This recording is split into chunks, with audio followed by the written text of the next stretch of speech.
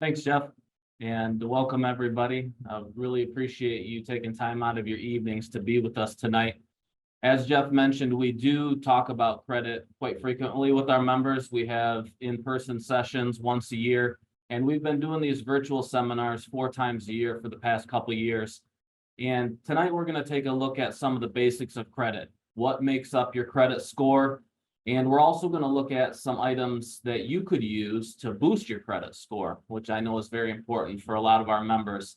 And even if you've been to one of our seminars before, or if you've managed to catch one of our virtual seminars, feel free to stay on, because some of the information that we talk about, it's really good to talk about this stuff once or twice, sometimes even more than that per year, just so you can keep it fresh in your mind. Because let's face it, working on your credit score and dealing with your finances, unfortunately, is a part of our lives every single day. And what we try to do here at Michigan First is educate our members and our team members about credit, how to improve it, and that only helps you in your lives save money when you go to try to borrow money. So without further ado, let's take a look at what makes up your credit score. Before we're out of here today, there's 2 main things that we want to accomplish. Number one, we want you to leave out of here with knowing what factors affect your credit score. And not only that, but how much do each of those affect your credit score? Because some of these things that we're going to talk about affect your score more than others. And also, we want to give you some advice, some do's and don'ts of each of these factors that we're going to talk about. That way you can have some things on your checklist to move out when you're talking about your own credit score to work on, or maybe some things you don't want to do in the future if you've done them in the past. When we look at credit as a whole, we look at it as a big pie.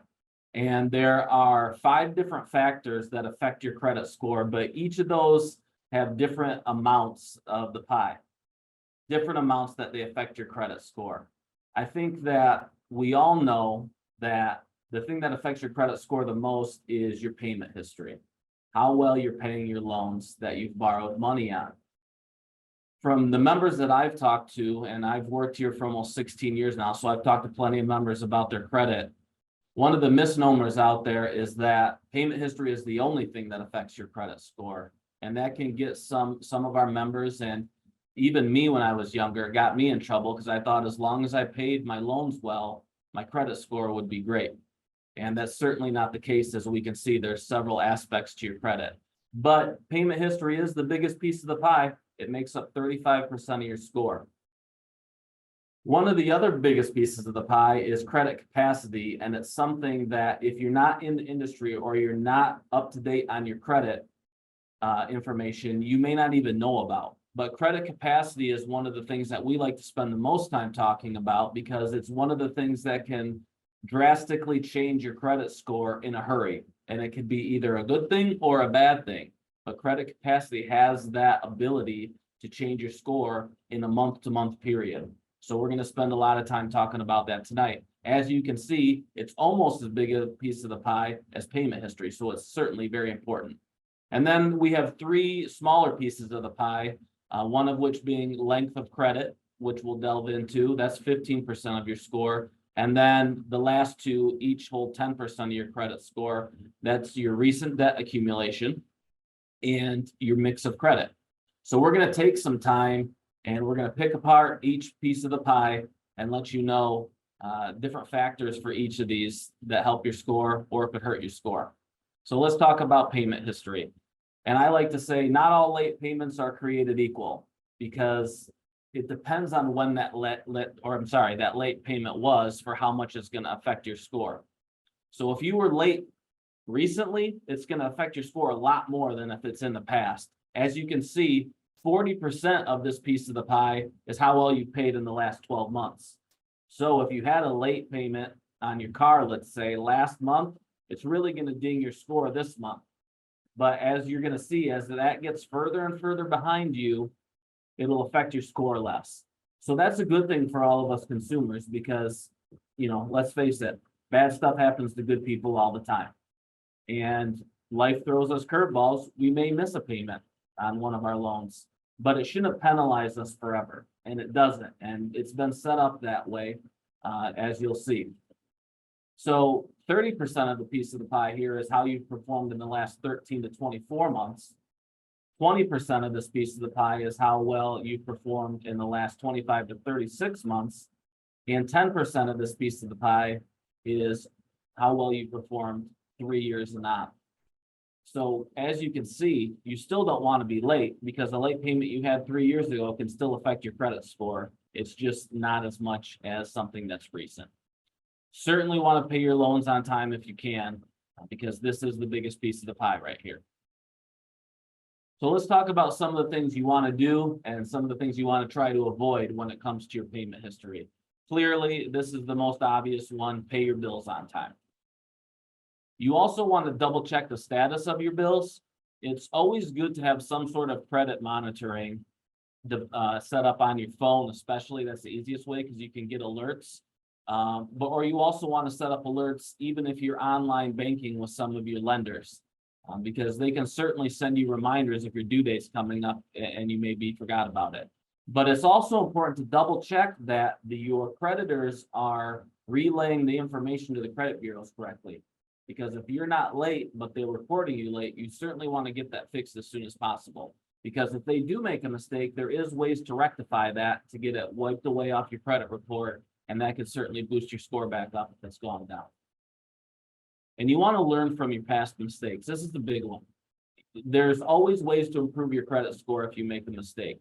The thing you want to do is learn from those mistakes. For example, if you went to the mall to do some back to school shopping, and you know all those retailers are going to ask you if you want to open up their credit card. Does Target wants to get you for a credit card? Kohl's wants to get you for a credit card. Everybody wants to get you for a credit card.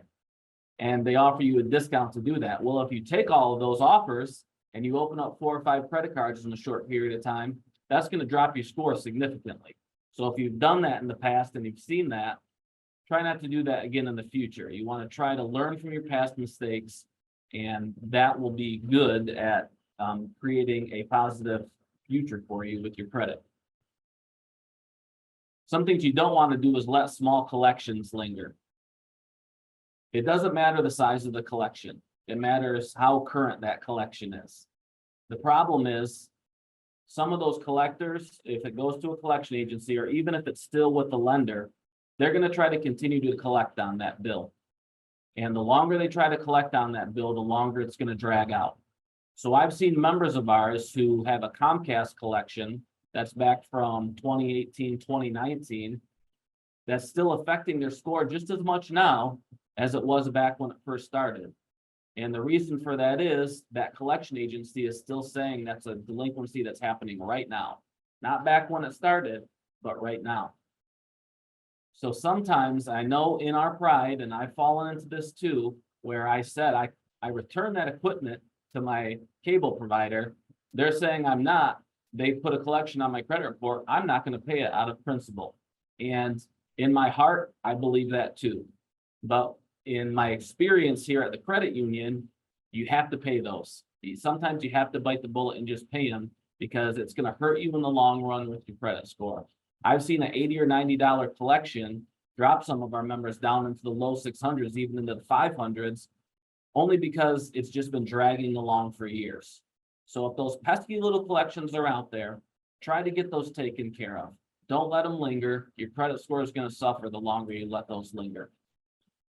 And please don't get involved with credit repair companies. You see their billboards all over the place.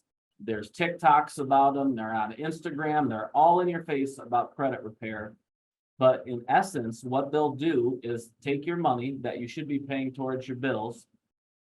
They're going to let those bills go delinquent until they're so delinquent that they're going to try to settle with those companies for a lower amount that you owe. That takes a long time.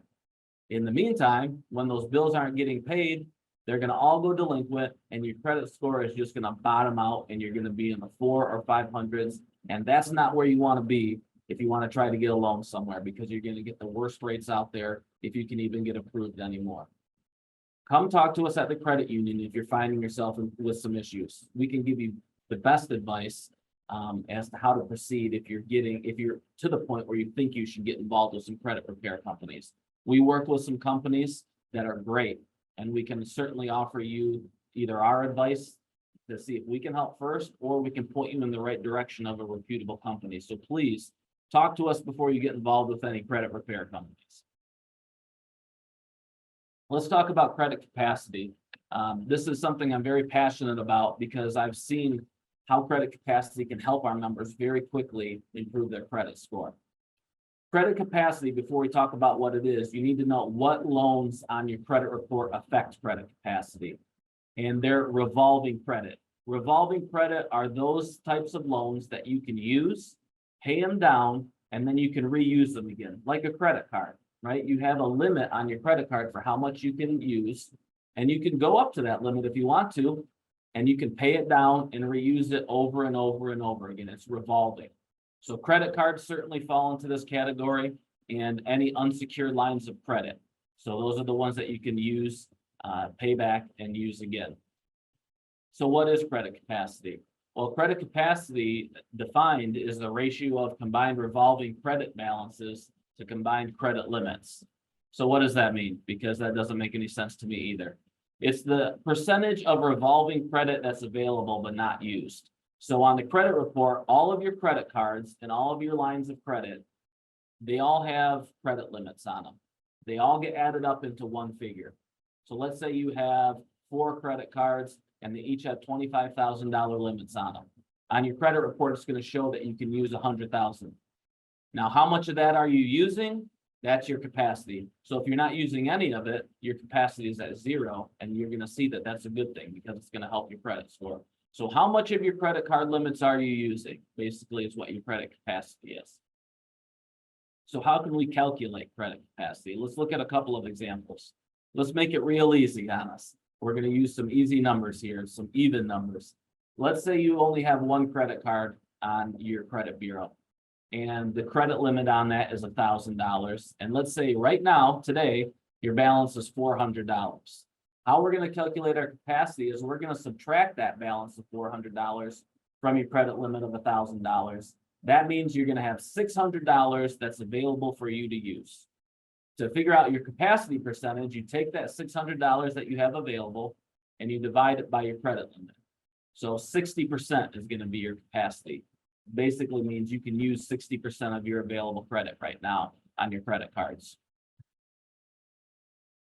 Another example, an easy example, is let's say you have a Kohl's card and that's your only card. And your limit on that is $100. And right now you're using $90 on that. So you're almost using the whole thing. Well, if we do the same calculation, you subtract that $90 balance from your credit limit of $100, and you have $10 available to use right now if you wanted to. I know in today's market that couldn't buy you a whole lot. $10 divided by a $100 limit means you have 10% capacity. That's low. You want that number to be higher to help your credit score.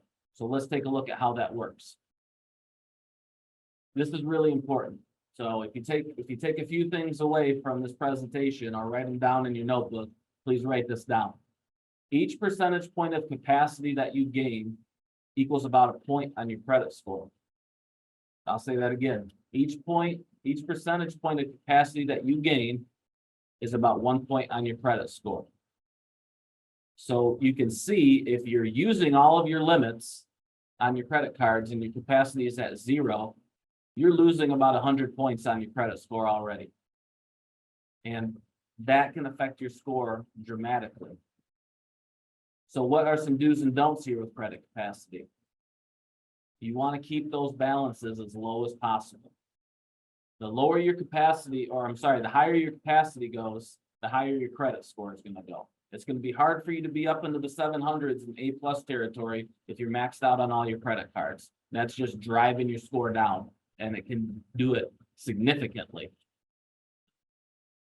You also want to use your credit cards, though, and your revolving debt. So if you never use them and say, I'm going to always keep my capacity at 100 because I want the highest score, well, in theory, that's right. If you don't use your cards, you're going to run the risk of those companies closing your credit cards. I know just in the past year, I've got 2 notices from financial institutions that I've had credit cards with for a very long time that I don't use anymore.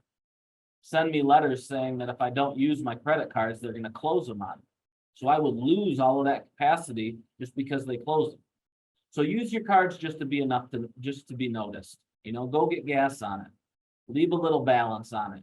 Show the credit bureaus and your creditors that you're using your cards so you can always keep those lines open. A great thing to do is to move your revolving debt into an installment loan. So I want to explain that to you. Revolving debt, we've already talked about, affects your credit capacity. Those are credit cards and lines of credit. Those are loans that you can use, pay down, and reuse again. Installment loans, like car loans, personal loans, mortgages, those are loans where you have a term, you pay them, and then they're done. Those are installment loans. Those do not affect your credit capacity. So let's say you have $10,000 available to use on a credit card, and that's your only credit card. If you're using all $10,000 of that, your capacity is at 0. You don't have any available credit right now. That's lowering your score by 100 points. Let's say you come into the credit union and apply for a debt consolidation loan, an installment loan. And you say, I want $10,000 and I'm going to pay it back in 4 years. If you're approved, that debt that's on the credit card just gets shifted over to an installment loan. You're not taking out any more debt. You're simply just changing it from a credit card to a personal loan. What have you done? All of a sudden, your capacity is wide open. You've paid that credit card off and your capacity is at 100%. You've just increased your score by 100 points just by doing a debt consolidation loan and paying off your credit card debt. So if you can do that, if you don't have the ability to just pay your credit card off, which a lot of us don't, see if you can do a debt consolidation loan. And even if you can't do it all, if you can do it some, you're going to increase your capacity and it's going to increase your credit score. So in that same scenario, if you could only pay off $5,000 of that $10,000 credit card, you can still boost your score by 50 points. That's still big. That can take you from a B or an A credit score up to an A+ credit score, where you're going to get the best rates out there if you have to borrow again. So I always suggest, if you're not able to pay off those credit cards, try to get a debt consolidation loan. Come into the credit union, talk to us, and we can see if we can get you approved for that. Another way to do this and gain capacity is to raise your credit limits if you can. So let's use that same example we were just talking about. You have a $10,000 credit card. That's your only revolving debt on your credit bureau, and you're maxed out. You're using all 10,000 of that thing. Well, let's say you called your creditor and said, I want to get an increase on my limit. And your creditor says, sure, we'll increase the limit from 10,000 to 20,000. So what have you done there? You just increased your capacity by 50%, and all you did was apply for a higher limit. Because now, instead of being maxed out on a $10,000 credit card, now you have a $10,000 balance on a $20,000 limit. You see what we're talking about there? You're only halfway utilized. So you've gained 50 points. One thing that you can do is both of those. You can ask for a debt consolidation loan and ask for increases on your credit limits. One thing that you also want to do is make sure that all your bills are reporting correctly on the credit bureaus. There are some companies out there who are notorious for reporting your home equity lines of credit, which should report as mortgages on your credit report, but sometimes they'll report those as revolving lines, so it looks like a credit card. And a lot of us know if we take out home equity loans, we're using that money for something, right? Home repairs or paying for kids' college or whatnot. And if you're using your balance and they're reporting it as a revolving line instead of a mortgage, it can affect your credit capacity in a negative way. So just make sure every year you should get a copy of your credit report. There's easy ways to do that now. When you check those, you want to make sure that your home equity lines of credit are reporting as mortgages, not revolving lines. So what are some things you should avoid with credit capacity? Try not to spend more than you have. If you spend more than you're able to pay back every month, you're going to start to hurt your capacity. You're going to start to let those balances ride out. And if you're just paying your minimum payments, it's going to be really hard for you to pay your credit cards down. So I know that life happens and sometimes you have to spend more than what you have. But if all possible, try not to spend more than you have with those credit cards. Try not to close your revolving debt if you can. If you have $10,000 credit card and it's the only credit card that you have. If you say, you know what, I'm getting into trouble with that thing, I don't want to use it anymore, I'm just going to close it. If you go out and close it, now you don't have any available credit and you're going to hurt your score. So you went from having $10,000 available to you. If there's no balance, you have 100% capacity, which is boosting your score. If you close that, all of a sudden you don't have any capacity and you're going to lower that score. So, and it could be significantly. One thing to do is don't get discouraged if you have to use your credit cards. Like I've talked about a couple times tonight, life happens. A lot of us have credit cards for emergency purposes, right? So if you have to use your credit cards and you have to spend a little more than you have, it's okay. That happens sometimes, but come in and talk to us and try to formulate a plan for how you can get out of that debt. If you can't pay it all off, maybe we can do an installment loan so you can free up your capacity and you can set a time limit on when you can pay that back, whatever amount that you overspent. So just stay cognizant of this month after month. If you find your balances are going up and you're not able to pay them down, don't get discouraged. We're here to help you. We can make a plan for you. All right, so those were the two biggest pieces of the pie. So those are the most important ones, but there's three smaller ones here that also affect your credit score. The next biggest one is length of credit. How far does your credit go back?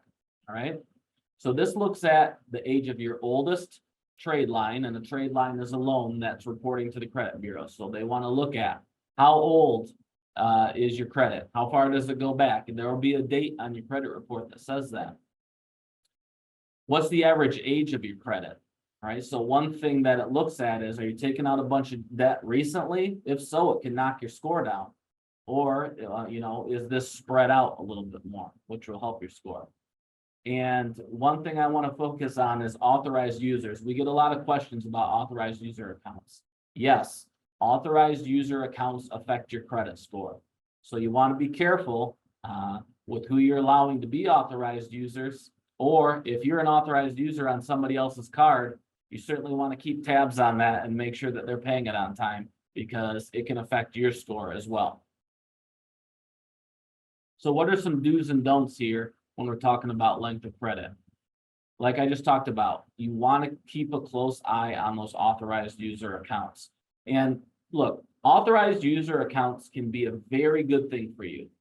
And something that I've seen our members do very effectively is help their kids with their credit score. If you add one of your kids as an authorized user on your credit card, if you're paying that good and you're also not maxing it out, so they're going to have some capacity. I've seen some young members of ours, 18 and 19 years old, who have almost 800 credit score already, and all they have on their credit report are their parents' authorized user cards and a student loan. So they're already off to a great start with their credit score. They have a great foundation to build upon. So authorized user cards can certainly be a good thing. But I've also seen the other end of that, where a kid gets an authorized user card, they go out and use it, and their parents don't know about it, and all of a sudden late payments start to happen because their parents weren't paying attention, and now everybody's score is getting hurt, the child's and the parents. So if you are going to authorize user somebody, please, you want to watch that monthly. One thing you don't want to do, here's some great advice, is close your older trade lines if possible. If you have one of those cards that's been open forever, I've seen Macy's cards that have been open since the early 80s. I sometimes will still see a Mervyn's card and they're not even open anymore. If those are still reporting on your credit reports, don't close them, because the moment you close your oldest trade line, it's going to push up the date of your length of credit, and that can drop your score. So you always want to do every little thing possible to keep your score as high as possible. If you don't want to use those older credit cards, that's fine. Don't use them. Put them on ice. Put them away in the safe. If you get a letter from a company saying they're going to close them if you don't use them, you might want to just go out and buy gas on it and then pay it off. Because certainly if you're closing those, not only can that affect your capacity and how much available credit you have, but it can also affect your length of credit. So try to keep those open if you can. So recent debt accumulation is something that affects the score about 10%. This is new trade lines that have happened within the last 12 to 18 months. There's something that we educate our members here about called escalating debt. If you take out a lot of loans in a short period of time, you're going to drive your score down. The credit bureaus see that as an indication of stress, that you needed to borrow your way out of a situation, and that might not even be the case, but that's going to affect your score in a negative way. And voluntary credit inquiries or credit pulls are also going to affect this. Anything that's happened in the last 12 months is going to affect this. So if you go out and you're shopping around for something and you have a ton of companies pull your credit report, you're going to get dinged a few points for each of those credit pulls. The nice thing is it's been set up to where if you're shopping for a mortgage or you're shopping for a car, if you go out and shop for a car, trust me, that dealership's going to send out your information to a bunch of banks and credit unions. And it's going to show up on your credit report that you maybe have 5, 6, 7 credit pulls on a single day. That's going to only count as one credit pull. Same thing if you're shopping for a mortgage. So those safeguards are put into place. So don't worry about that if you're mortgage shopping or you're car shopping. You can have those companies pull your credit. If you do it over a long period of time, though, few months, and you're still having people pull your credit over and over again, you are going to hurt your score. So recent debt accumulation accounts for about 10% of your score. So what are some things you do? You want to be selective with your voluntary credit pulls. Do your research. Don't just have everybody pull your credit score out there. Come to the credit union, come to people that you trust, and have your credit pulled. One thing that we try to tell our members, especially if they're applying for like a car loan, if they come in and apply for us, when we send them out to the dealerships with their approval, we tell them, hey, be careful with when you go out there, how many times they're going to pull your credit, because it could affect your score. So you want to be selective with who pulls your credit. One thing you don't want to do is go credit crazy after you purchase a home. I've seen this a lot of times with our members who get into a house, and the first thing that they want to do when they get in is redo everything all at once, right? So you see that Lowe's card open up, that Home Depot card open up, that Ashley Furniture card open up, that Best Buy card open up, you name it. That's all going to drive down your score because you're accumulating not only your new mortgage potentially, you're accumulating a bunch of debt at once. That's going to drive your score down. You're going to have those credit pulls, you're going to have the new debt, your length of credit's going to move up. All of that can affect your score. So if you do make a big purchase, like a house, know that maybe take some time a little bit. Do one project at a time. Don't try to tackle everything at once because you could drop your score. Mix of credit is the last section that we're going to talk about. And this has to do with what types of loans show up on your credit report. And the better your mix of credit, the better your credit score is going to be. So, and I know this comes with aging and living life a little bit, right? So not all of us can have a mortgage when we're in our teens or early 20s, and that's fine. But as you get older and more experienced with credit, having a good mix of credit is going to help your score. You know, I've talked to some members who hate credit cards and they're never going to open a credit card. And I always try to tell them, well, maybe you should just open up ours, you know, even if it's a small one, just for emergency purposes, because it's going to help boost your credit score. Having that healthy mix of mortgages, car loans, credit cards, lines of credit, that's all going to help your score. So what are some do's and don'ts when it comes to mix of credit? Be patient. You can't get everything all at once. So it is going to take some time to develop that mix of credit, and that's okay. That's why this is one of the smallest pieces of the pie. Let it ride out, be patient.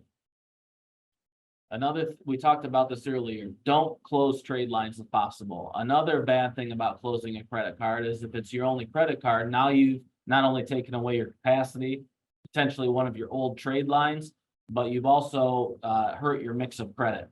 So closing accounts can affect multiple pieces of this pie.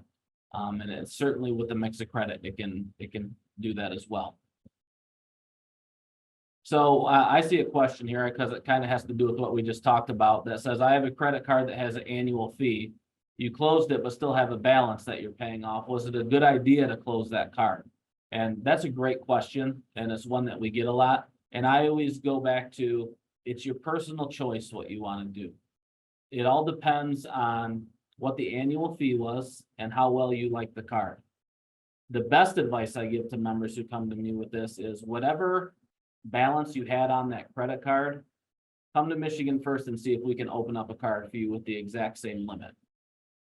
It's not going to help with the length of credit, like if that was an old credit card, but it will certainly replace your capacity that you lost. And as we've seen from the pie, capacity affects your credit a lot more than the length of credit does. So come into us, we'll see if we can get you the same card. We don't have an annual fee on our credit card.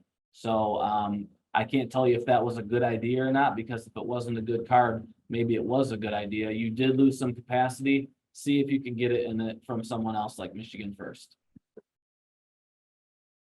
All right, well, I guess we're to the questions portion. Jeff, did we have any other questions besides that one? We do, Brock. Thank you. Great job. Gave a lot of really good information on the topic of understanding your score and how to improve it. A couple of questions we've got here. First one is, what type of credit card should a person look to get to help build capacity if they currently have very little? That's a great question. And that we have a product here that's a secured credit card that I think is one of the best ways to establish your credit.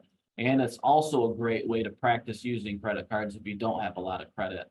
And how our secured credit card works is you'll come into the credit union with an amount of money in your hands. So let's just say for easy purposes, $500.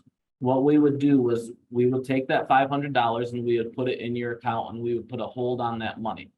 We would in turn give you a credit card with a $500 limit on there. You can go out and you can use your credit card just like a normal credit card. The reason that we have your $500 on hold is if for whatever reason you run into some trouble and you can't pay that balance back, we do have a way to safeguard getting our money back. So this is a great way to practice using credit, and you're going to build your credit. It's going to show up on your credit report as just a credit card. So you're going to have a limit on there, and capacity is going to come with that. So you still want to keep your balance low. And what we typically do is keep an eye and keep in good contact with our member. And maybe in 6, 7, 8 months, we say, hey, you've been doing a great job. Let's convert that just to a regular credit card. And now you're off on your own. Your $500 that we had on hold is not on hold anymore. That money goes back to you. And it's a great way for us to build that relationship together to start out. So a secured credit card is a great way to build credit if you don't have any. And a lot of our younger members, that's what they do. Or I've even helped some of our older members who, for whatever reason, just never used credit. You know, there's a lot of people out there still that like to use cash. But as cash is going by the wayside, now they find themselves in a situation where, hey, maybe I do need to fix my credit or get my credit started. All right, Brock, thanks. Got another question here that I'm not sure you can definitively answer, but I'm going to ask it anyway, knowing that you're going to give us your opinion on it. But the question is, why do different credit reporting companies have different credit scores for individuals? And which credit reporting company is the most accurate scoring system? That's a great question. And it's something we actually cover in one of our other seminars. There's two companies out there, or two credit formats that are out there. One is called FICO. You may have heard of it before, your FICO score. It's a kind of a buzzword that's out there. FICO is what banks and credit unions and mortgage companies are going to use when they determine your credit score. There's also another one out there called Vantage. And what Vantage is used by companies like Credit Karma and other credit tracking companies that are out there. And the problem with the two different models is that they don't use the same scores. So for instance, if you had a 700 credit score with FICO, which is what the banks and the credit unions use, your Vantage score may say you're up into the high 800s. So we run into members who certainly get confused when they come into us and apply for a car loan, and they think, I'm going to get the best rate out there. I got an 875 credit score, when our model doesn't even go up to 875. And then we end up pulling their credit and tell them that the credit's 700. It can be frustrating.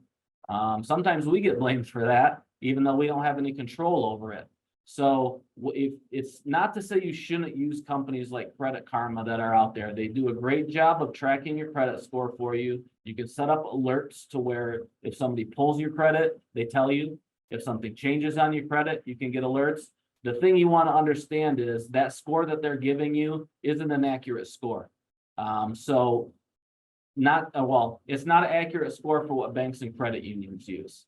And then we have a question here that what is a good FICO score? That's kind of a relative term, but if you want an A+ credit score to where you're going to get the best rate that anybody offers out there, whether it's a mortgage, a car loan, a personal loan, or a credit card, typically you want to be 720 or higher for a FICO score. And the follow-up question to that is, why does TransUnion report our score so low and inaccurate?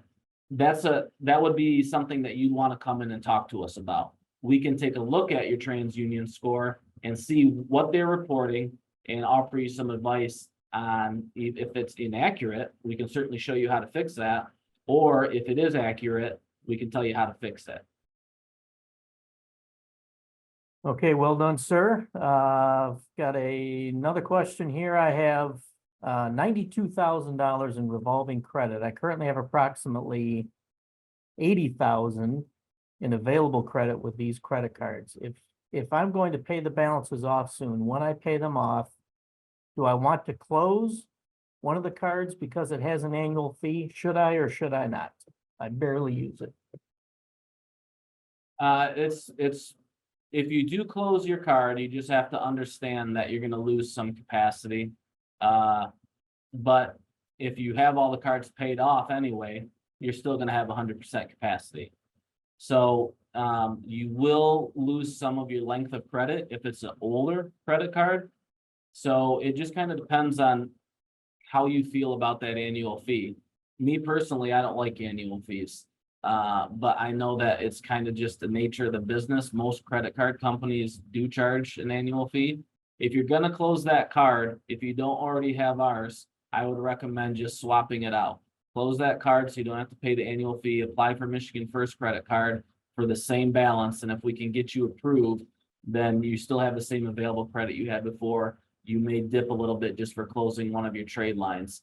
But if you do a good job and you're paying everything on time and you still keep your capacity low, the hit that you take from closing that score isn't going to be, or closing that card won't be forever. You can make that back up and still build your score up. That's the nice thing about credit. If you make a oopsie, or you want to make a change that's going to hurt you a little bit, even if it's 4, 5, 6 points, you can get that back doing some other things. One more question I've got here, Brock. It's regarding authorized user accounts. And it says, does the authorized user need to make transactions themselves or payments to benefit from the other transactions on that card and the account history? That's a great question. I've actually never got that question before. So that's a great question. And the answer is they do not. They don't have to make transactions. They don't have to make payments. They can, obviously, if they want to, but if it's your card, they're going to get, it's going to reflect on their credit bureau, whatever you do. So if you make payments on time, it's going to benefit them. If you keep the balances low, it's going to benefit them. If you use the card, it's going to benefit them. They don't have to do anything. So that was a great question. And if that was the last question, I'll take more if there is more, but I just always close with saying this. It's never too late to turn your credit around. I've seen members who came in and they swore to me, I'm never going to turn this around. It's so low that it's not even worth trying. And we got their score back up to where they wanted it to be. No matter how bad it is, it's never so bad that you can't turn it around and get it back up to a respectable credit score.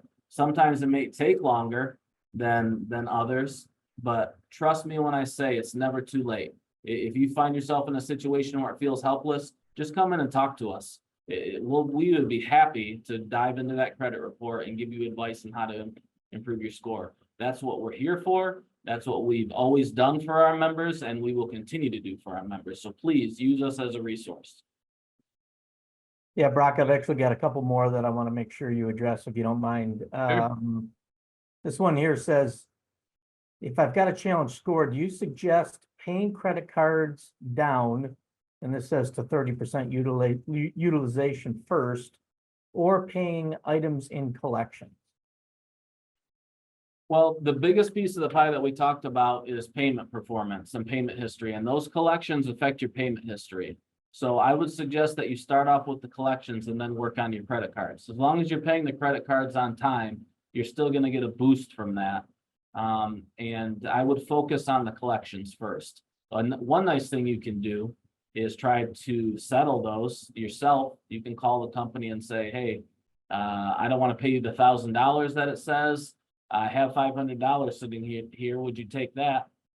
And they might, counter you, or they might accept that. And either way, it's going to show that it's paid on your credit bureau. So work on the collections first. One thing that was mentioned there about the 30% utilization, that's a misnomer that's out there. Yes, is it good to get your credit cards down to 30%? Sure. But if you just keep them at 30%, you're robbing yourself of 30 points on your credit score. Pay them down as far as you can. Pay them down to 0 is the best way to use your credit cards, and then just use them every once in a while to show the credit bureaus and show your creditors that you're using them. So I wanted to address that as well. Yeah. All right, we do have a question here that I can address really quickly. We have one of our participants that asks, will we get a copy of our credit report? And who can we contact to review it? Well, the answer to that question is no, you're not getting one for this event, but we, again, as we mentioned earlier, do have our in-person seminar events in which we do provide copies of credit reports for all those that attend. In the interim, feel free to come to one of our branches or to call us. We'd be happy to do what we call a soft pull of your credit report. It's a pull that does not affect your credit score, but will give us all the information that we need in order to evaluate what we can do for you to help boost your score. So again, you'll have an opportunity after this to visit us or to call us, and we can go through that process with you. Jeff, I have one more question on here that came up in the chat. It said, are debt consolidations and debt repair companies a bad idea? Are the hardship programs offered by credit card companies a bad idea? I would say in general, yes. A lot of those companies that tell you that they're gonna repair your credit or do debt consolidations for you are just gonna take your money and set it aside until your credit cards go so far delinquent that they're gonna settle with those companies. So you're gonna drive your score down. There are some reputable companies out there though, and we know about them.